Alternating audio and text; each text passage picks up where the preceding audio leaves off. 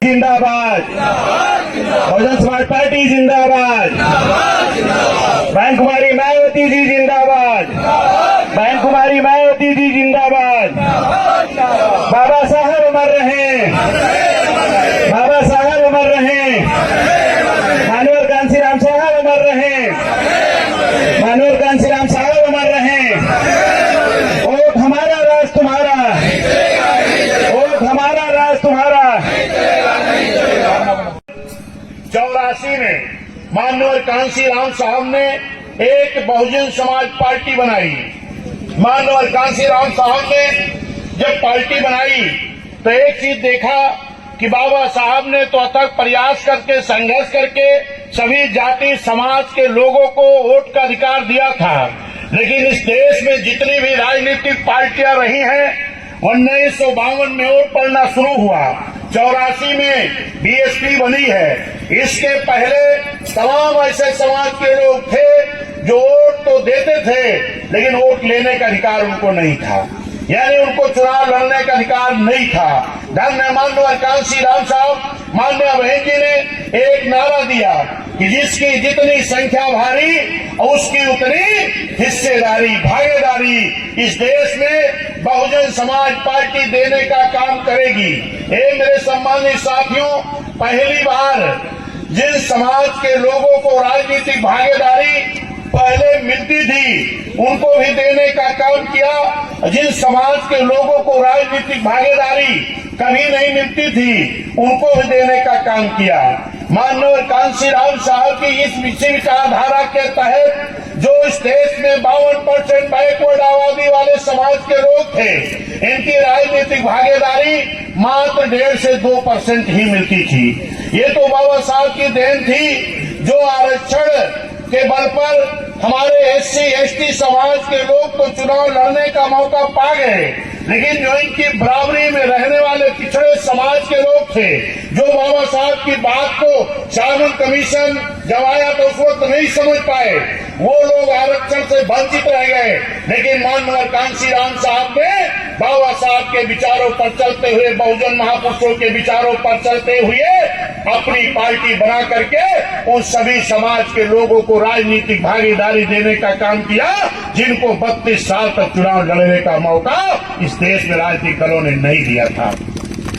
चाहे वो निषाद समाज के लोग हों, चाहे वो पाल समाज के लोग हों, चाहे प्रजापति समाज के लोग हों, चाहे विश्वकर्मा समाज के लोग हों, चाहे नाई समाज के लोग हों, चाहे राजभर समाज के लोग हों, चाहे लोहार विश्वकर्मा समाज के लोग हों, चाहे प्रजापति समाज के लोग हों, तमाम ऐसी जाति समाज के लोग हैं जिनको बहुजन समाज पार्टी बनने के पहले कभी चुनाव लड़ने का मौका नहीं मिला था। और यहाँ तक कि जो माननीय कांसी डॉक्टर BR अम्बेडकर साहब ने जब साइमन कमीशन की लड़ाई लड़ रहे थे उस वक्त जिन लोगों ने बाबा साहब की बात को माना था उनका नाम सूची में दर्ज हो गया, वही एससी और एसटी की सूची में आए और उनको आरक्षण मिला। जो लोग बाबा साहब की बात को नहीं समझ पाए वो पिछड़े के पिछड़े रह गए। धन्य है बाबा साहब जिन्होंने अपने संविधान में आर्टिकल 340 के तहत उनको भी आरक्षण दे करके चले गए थे। मेरे सम्मानित साथियों, उनके आरक्षण के लिए पहली बार 1952 में पिछड़ों के लिए कमेटी बनी, 1957 में कमेटी की रिपोर्ट आ गई, लेकिन मेरे साथियों इस देश के हुकूमत करने वाले लोग उनके आरक्षण की व्यवस्था नहीं किया।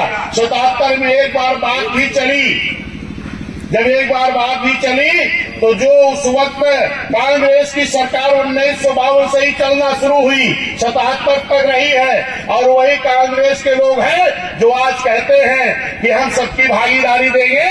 77 तक इन्होंने 52% पिछड़ों का मंडल कमीशन लागू नहीं होने दिया था।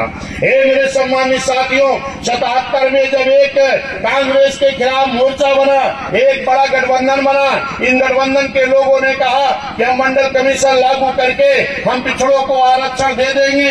मेरे सम्मानित साथियों, जैसे सरकार बन गई तब उन्होंने कहा कि ये जो रिपोर्ट आई है ये पुरानी हो गई है। कमेटी कब बनी थी? 52 में। रिपोर्ट कब आई थी? 57 में। लागू होने की बात कब हुई? 77 में। अगर इस देश की वो आई हुई कमेटी पुरानी हुई तो इसका जिम्मेदार कौन था? यही कांग्रेस पार्टी के लोग थे। फिर से एक नई कमेटी बनी, जिस कमेटी का नाम रखा गया मंडल कमीशन। इसके पहले बनी थी काका कालेलकर आयोग की रिपोर्ट, जो 1952 में बनी थी। फिर नई कमेटी बनी मंडल कमीशन, ये भी नहीं लागू हुई। फिर 89 में पहली बार उत्तर प्रदेश में 3 सांसद जीत करके आए।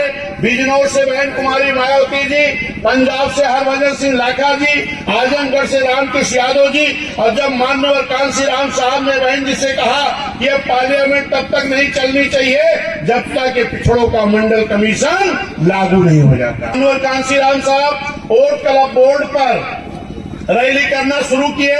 जब बड़ी रैली हुई, आंदोलन हुआ, तो उस वक्त सरकार थी माननीय बीपी सिंह जी की, और उनके उप प्रधानमंत्री थे चौधरी देवीलाल चौटाला जी। चौधरी देवीलाल चौटाला जी माननीय कांसीराम साहब के पास आते हैं और कहते हैं, बहुत बहुत धन्यवाद, आप तो पिछड़ों की लड़ाई लड़ रहे हो। माननीय कांसीराम साहब ने कहा, आप तो पिछड़े समाज में पैदा हुए हो, आपको इस लड़ाई में मेरे साथ खड़ा होना चाहिए। चौधरी देवीलाल जी ने कहा, अगर मैं आपकी लड़ाई में खड़ा हो गया तो कहीं ऐसा ना हो कि राजा बीपी सिंह हमको प्रधानमंत्री की कुर्सी से हटा दे। माननीय कांसीराम साहब ने कहा, अगर पिछड़े होके पिछड़ों के साथ नहीं खड़े होगे तब भी आप इन कुर्सियों से हट जाओगे। जब ये बात चौधरी देवीलाल जी सुने, उन्होंने कहा भी हम दिल्ली में पहुंच करके एक प्रेस कॉन्फ्रेंस करेंगे। ये बात बीपी सिंह जी को खबर लगी तो उन्होंने माननीय कांसीराम साहब मान्या बहन जी को बुलाया कि अपना आंदोलन बंद करो, जो आपकी मांग है वो हम पूरा करने के लिए तैयार हैं। ये मेरे सम्मानित साथियों, उसी वक्त उस बीपी सिंह सरकार को ये भारतीय जनता पार्टी का भी समर्थन था। भारतीय जनता पार्टी को जब ये पता लगा कि बहुजन समाज पार्टी के दबाव में बीपी सिंह जी 52% पिछड़ों को आरक्षण देने जा रहे हैं, तो वही भारतीय जनता पार्टी ने बीपी सिंह जी से कहा कि अगर आप पिछड़ों का आरक्षण मंडल कमीशन बहुजन समाज पार्टी माननीय कांसीराम साहब मान्या बहन जी के दबाव में अगर आपने दे दिया तो आपकी सरकार से समर्थन वापस लेके आपकी सरकार हम गिरा देंगे। किसने कहा? किसने कहा? भाजपा के लोगों ने। ये कौन सी भाजपा? वही भाजपा जिस भाजपा को आज नादानी के नाते, नासमझी के नाते हमारा पिछड़ा समाज अपने कंधे पर लेकर के ढो रहा है।